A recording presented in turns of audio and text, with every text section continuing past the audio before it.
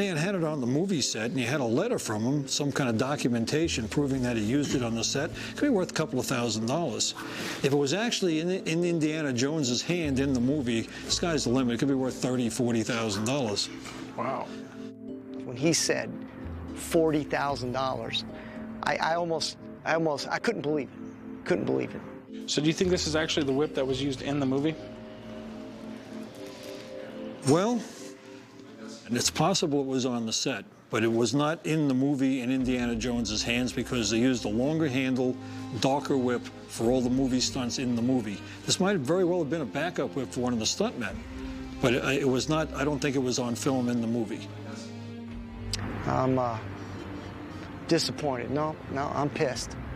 I really am. I'm really disappointed. What happens is that the stuntmen, they buy whips and they bring them onto the movie set. And they can claim then that they had them on the movie set and they've increased the value of the whip considerably, say. All right, well, I don't care who touched it. If Harrison Ford didn't touch it, it ain't worth nothing to me. Well, unfortunately, I'm not going to be able to buy it off you. Yeah, thanks for the time. Thank you. I can tell the guy was disappointed. I mean, I'd be disappointed too.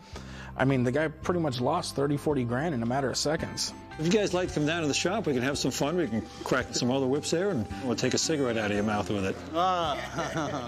After we found out the whip was fake, I didn't want to buy it, but I definitely wanted to see the thing in action. What do we got here? A glass sword. Yeah, I made it myself. Why would you make a glass sword? Because I'm a bit of a nutcase. Okay. What prompted me to make this sword is I don't believe anybody else is crazy enough to try this. Nobody has ever seen or heard of anything like this before. So probably the lowest I would accept is 700 or 800. All right, well, tell me a little bit about it. The question was, what if? What if a glass sword could be made? Hadn't seen one anywhere, hadn't heard of one. Okay. So that kind of posed the challenge. Okay. Just because something hasn't been made out of glass doesn't mean it should be. You never heard of a glass sweater. You never heard of a pair of glass pants. So how'd you make it? I forged that in a glass kiln. This is actually 3 pieces of glass right here. And within there you can see dichroic strips. That's a vacuum deposition of precious metals onto glass. And it's sandwiched between multiple layers, about this much glass, that when fired in the kiln, flattens down and fuses the whole thing into one big chunk. Okay. This sword took me 3 years to make. Hours and hours of glass grinding. So what do you want to do with it?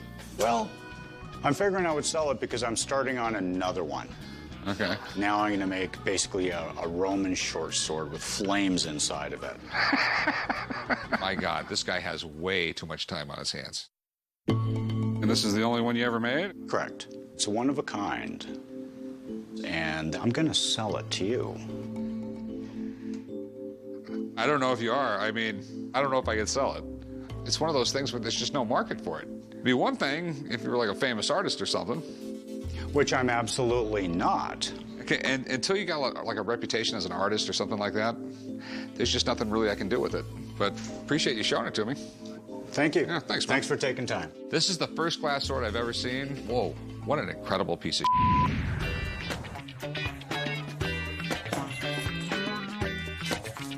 Even though this document looks old, I don't know for a fact it's from the 1700s. And I just don't know if the John Hancock signature is real. Hey, how's it going? Hi, Rick. How are you? Oh, pretty good. I'm an expert in American history, colonial period, Revolutionary War period. What I love about that area is it was the founding of our nation, how we came to be what we are today. What you have is a document that is signed by John Hancock.